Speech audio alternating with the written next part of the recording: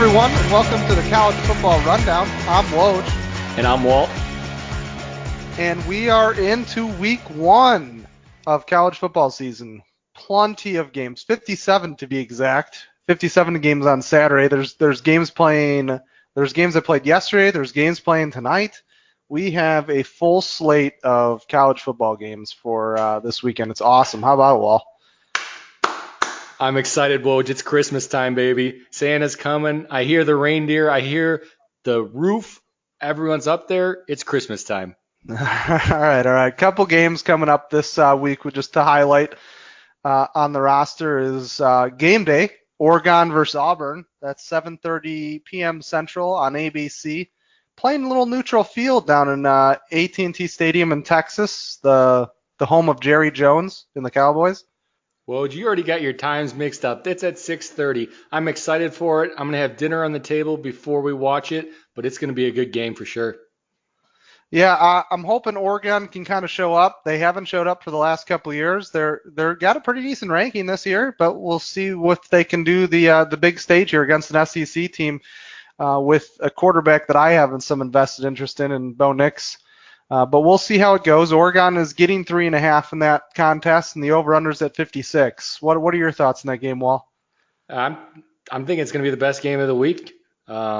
No questions asked, in my opinion. I'm really excited to see SEC versus Pac-12. Obviously, everyone thinks the SEC is the conference. Pac-12 might show them a little something, especially with those athletes from Oregon. So I'm really looking forward to this game. Next up, we got Houston, Oklahoma. That is a Sunday, I think it's Sunday night game. Yeah, Sunday at 6:30 p.m. Central on ABC. So we're going to have a Sunday game here, which is nice. It's the only game on Sunday, I believe. Oklahoma giving 23. This is going to be a pretty offensive contest, right, Wal? Oh, it's definitely offensive minded. They got the spread at 79.5. It's dropped a little bit from where it opened at 82.5. So you're going to see some slinging, Woj. It's going to be quarterback via quarterback throwing the ball downfield. Yeah, Jalen Hurts for Oklahoma and D. King for Houston, two probably top runners in Heisman race. I mean, there's a few other in there too, but they're right off the bat going to be great quarterbacks. So it'll be what I'll say is, I'll quote, a clown fiesta of offensive play right there for sure. It'll be great, Woj. It'll be great. But Wisconsin at South Florida. How about that game, Woj? I'm really excited for that one. I can't believe Wisconsin's traveling to South Florida to play this game. Yeah, I mean, that's surprising, isn't it? Well, usually it's the other way around, especially early in the season. These Big Ten teams or big SEC teams, Pac-12 teams are paying the small dogs that come to their place. No, not Wisconsin. They're not afraid to play anyone, anywhere. You give them the invite, they're going to come in there. They're going to put your face in the mud. They're going to throw you down. I'm really excited to see the Big Ten taking the initiative and playing South Florida because, as we know, no one's really wanted to play South Florida, so we get to see what they're made of first week of the season. Yeah, I mean, they haven't been a terrible team either, so we'll see how they go. It's Friday tonight at 6 p.m. on ESPN. Wisconsin's giving 11.5, and the over/under's at 57.5, which for a Wisconsin game, I feel like pretty high, right? It does. I mean, I haven't seen, I don't know, maybe they're giving Taylor a little bit of respect here by putting the spread so high, but I haven't seen that spread that high on a Wisconsin game. They like to chew up the clock, so it's kind of shocking that it is at 57.5. For sure. And then, again, full slate of games all weekend long. We had some games yesterday, some games tonight, games Saturday. We have a game on Sunday, and I believe there's even some games on Monday. So plenty of football to watch. Daily fantasy. Kind of want to run you guys through this weekend how I draft and why I draft on certain places and websites. There's so many websites out there. The big dogs are DraftKings, FanDuel, and Head-to-Head, which is a newer one. I basically just use DraftKings. It's what I started with. I know the point system really well. I know their draft system really well. It's just what I'm comfortable with. So their system is just their classic draft is a quarterback, 2 running backs, 3 wide receivers, a flex, which can be a running back or a wide receiver, and a super flex, which is anything. That can be a quarterback, anything. anything except for defense. I know Wahl would probably like to draft a defensive guy in the team, but they don't score any points, Wahl. What? You can't draft a defensive tackle? No defensive tackles. No defensive Oh my tackles. God. Hey, if I was a betting man, I'd like to put offensive tackles on there because I love Iowa. And Iowa offensive tackles are about as good as they get. Yeah, you can get points for a pancake or something. It makes sense to me, anyways. Yeah, that'd be cool if they 1 week came out with all of the non-star players. Absolutely. But basically, it's an 8-player draft.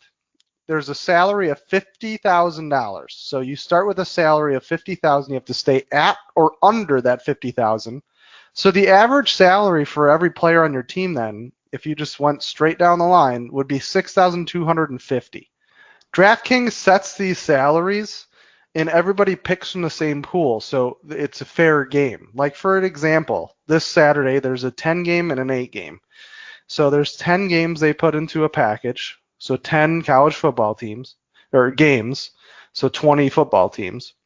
That's the Saturday earlier games, and there's 8 games later in the day that they're going to do a separate contest for. And once they do that, they set all of the salaries for all the players in those games. And again, everybody picks from the same pool, so it's very fair. Like, for instance, in the 10-game lineup for this Saturday, Tung Olavoa, I say that name wrong every single time, but you guys get the picture. It's Alabama's quarterback. He's the most expensive at $9,200. So again, you have $50K. That's your ceiling.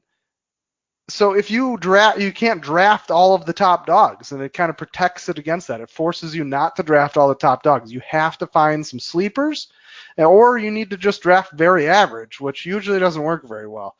But again, finding some sleepers or find a screw up in DraftKings salaries. Like, they set their salaries usually on Mondays, and the depth charts can change from Monday to Saturdays or whenever they play on the weekends. Like, perfect example of that is one of the players I like this week is Kellen Robinson from Alabama. He's a running back, true freshman. He's $3,000, which is the minimal amount of money. Everybody starts at $3,000 and moves their way up from there. So he's $3,000 on DraftKings, and there was, I don't know if you guys heard, but there were suspensions this week to Alabama for missing a function during football camp. So they'll miss the first half of the game, and 2 of those people are their number 1 and 2 running backs, Najee Harris and Brian Robinson. So it's going to give Kellen Robinson, this true freshman, comes out of nowhere. Saban said he's got the juice, whatever that means. So we'll see. He's going to get a chance. I mean, Saban saying something like that is just weird, but I mean, You got me laughing. Saban saying he's got the juice. I don't think I've ever heard that about a player from Saban before. His team or something. Yeah, I didn't know if he meant he's like on steroids or what he was talking about, but nevertheless, Saban also went on to say that he's got explosive speed. He's an edge runner. He's a little different than all the other traditional Alabama running backs, and that he's not very big. He's more of the edge guy, more of that streaker, the explosive speed. So big play kind of guy. The other thing here is, so with those 2 top running backs gone, there leaves 3 running backs for Alabama. And Jerome Ford, which is one of those guys, is dealing with an ankle issue and won't even play. So the only 2 running backs that they're going to have is Chadarius Townsend and Kellen Robinson. So I'm hoping that he gets a lot of carries here. We'll see how it goes. Kellen Robinson is definitely the better running back than Chadarius Townsend, so we'll see how it goes. I'm looking forward to watch that just to see how it plays out. They are playing, Duke, so we'll see if Duke kind of, keeps it tight within the first half, and then they get those guys back for the second half, and then it all goes to hell in my plan. But we'll see what happens. I mean, if they can rout him in the first half, Kellen Robinson will probably just play the whole game, which would be amazing. So we'll see how that goes. Another guy I want to look at is Justin Fields from Ohio State. He's $9,000, second most expensive player, but he might be worth it. And here's what I'll say. Wahl will probably agree that he's untested, but they're playing Florida Atlantic. By the way, Wahl, who's the coach at Florida Atlantic? Lane Kiffin, my man from USC, took a demotion. Now he's coaching over there. Yeah, he worked with Nick Saban over there for a while. I remember those two used to battle it out in the sidelines. It was awesome watching Alabama games because Saban would just yell at Lane Kiffin constantly. Yeah, not that offensive coordinators last long there anyways, but that was not going to last long, that combination. No, but Lane Kiffin went to Florida Atlantic. He coached up a pretty good team. They have a big game every year. They played Oklahoma first game last year, playing Ohio State first game this year. We'll see how they go. He likes to pass the ball a lot. So if Florida Atlantic can keep it kind of tight in the first half, Justin Fields definitely stays in the whole game, get a lot of points. So we'll see. I'm hoping, I'm thinking a lot of touchdowns in that game. They're going to work the kinks out. The new coach at Ohio State, new quarterback, probably a new system. They're going to be passing it a lot. Hey, Day over there, we're going to see what he can bring. I know that he's been coaching there for a while, but you got to step into that head honcho seat. Things change, so that's why I'm not settled on Ohio State, but I am definitely thinking Justin Fields is going to be electric. You know what? I think Justin Fields has got the juice. Yeah, I like that. No, that's going to become a meme for sure. It absolutely will. And I'm getting excited for this DraftKings thing, Woj. You're going to be teaching me how to do this season, and I'm going to make some money, eventually taking your money, find out what contest you're in, and take your money from you. But more importantly, this weekend, we got some games. We got some games on the slate to get your wagers down, get some action on the books.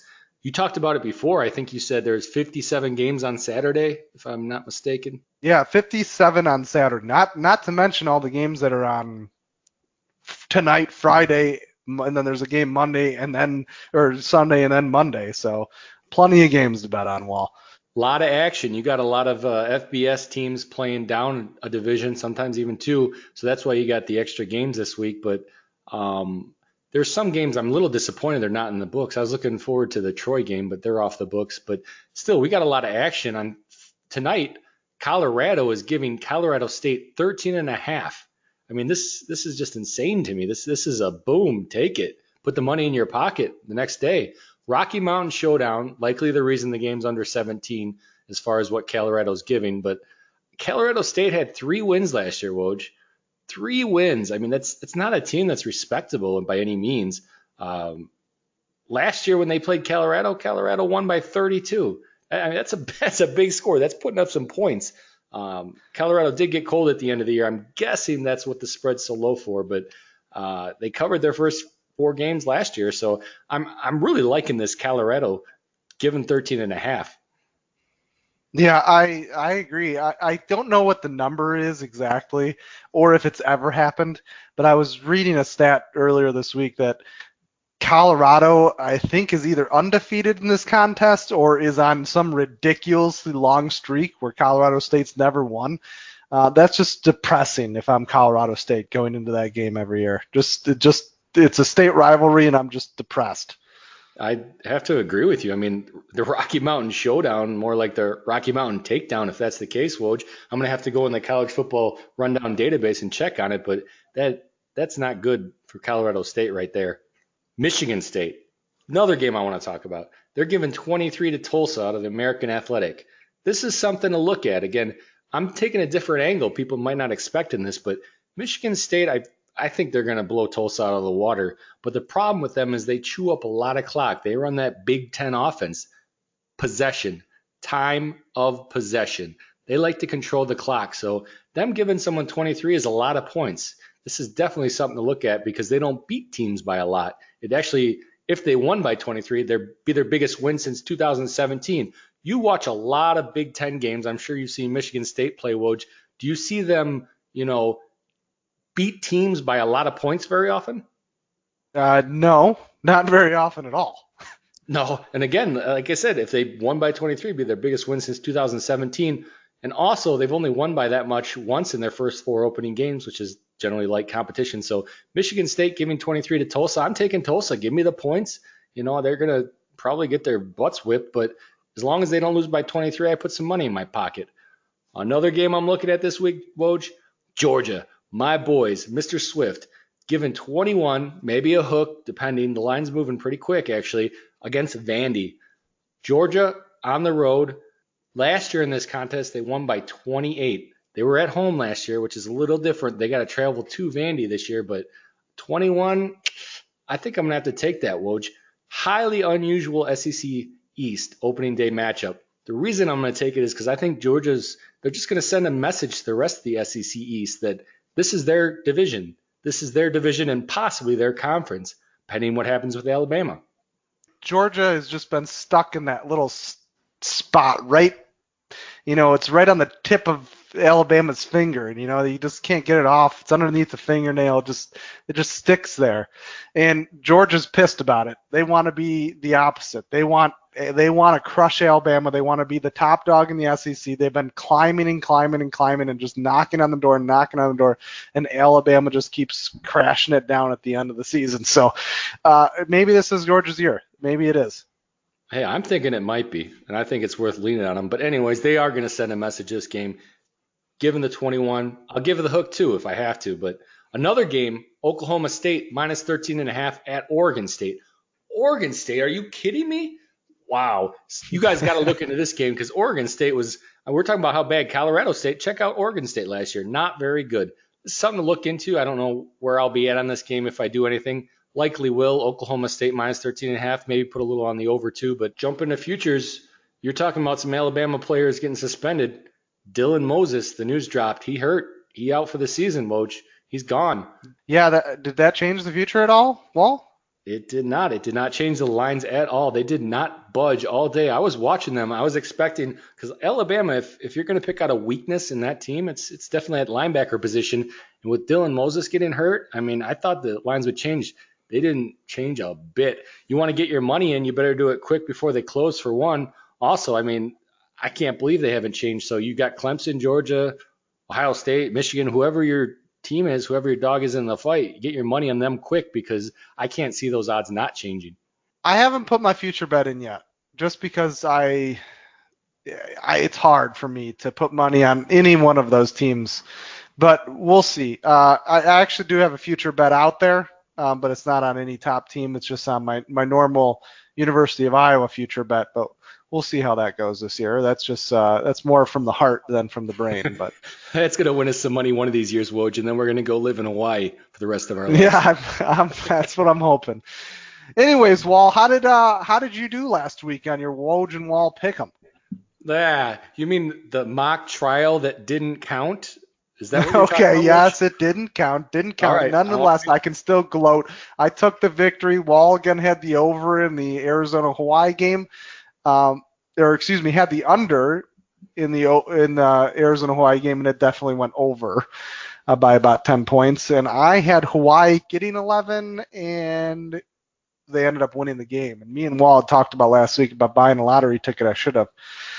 Yeah, you Nevertheless, Wall, who are you going with this week? This is the one that counts. This is big dog time. This is counting this week. Who are you going with? Georgia. Minus 21. Again, there was a hook possibly, but we're going to go at minus 21 because that's what it was when we're picking currently. So I'm taking the Bulldogs to take down Vandy by more than 21 on the road. You know what? I'm riding those Alabama suspensions. Duke is a decent team.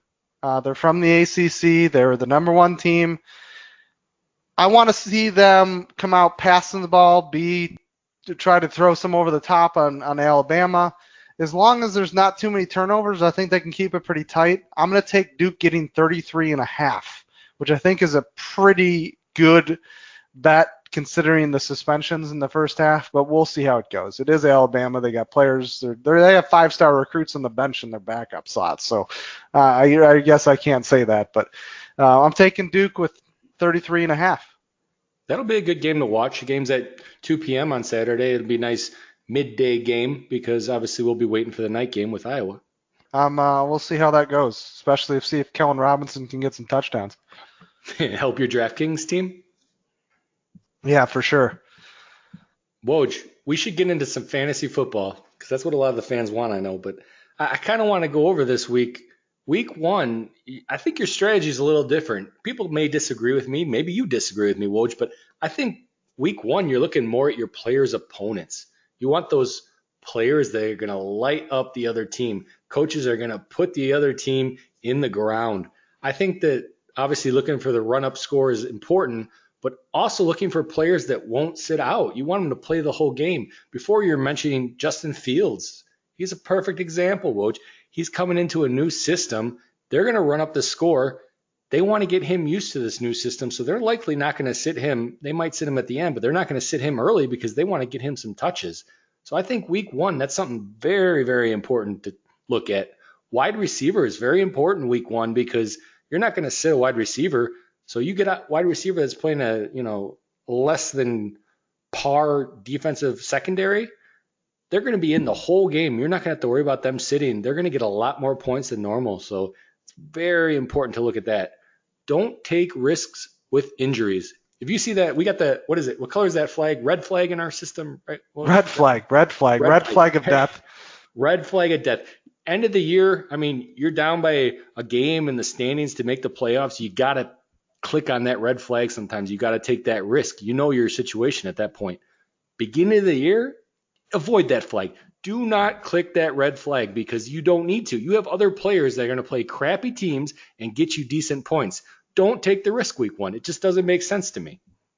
Yeah, you hit the nail right on the head, Wahl. It's easy to get caught up on I got this really great quarterback or this really great running back.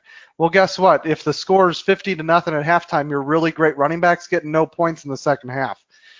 And sometimes that the points in the first half they got you are good enough, but look at matchups and pick some good players in closer games and do it that way. It's just a much better system and a way to look at fantasy, especially in the first couple weeks. And like you said too, with the red flag and injuries, if they're injured earlier in the season, they're less likely to play than they are at the end of the season. Think about that as well, because the games essentially don't matter as much. That's a good point, Woj. You really hit the nail on the head with it, Woj. I'm going to send the compliment back to you. All right. A couple guys we wanted to look at this week. Just some good ideas. Colorado running backs. So Colorado's had some pretty good running backs in the last couple of years. Philip Lindsay, Trevor McMillan, pretty decent, good fantasy guys. I want to talk about, they have two freshmen. Jaren Manghm is the one I want to talk about and go after. And then Alex Fortnott is I guess he's not a freshman, he's a veteran, but I think this freshman is going to take his job. And I'm really interested to see how this goes, especially in that Colorado versus Colorado State game that we already talked about. I want to see what the carries are. This freshman, Jaren Manghm, is a 4-star that lit up the spring game. 149 yards, 3 TDs on 12 carries, of all things. 12 carries.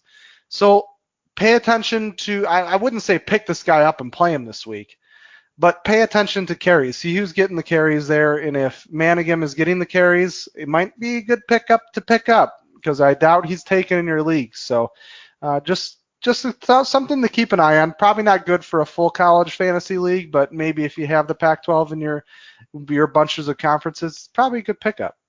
Hey, what about the boy Justin Shoater from Penn State?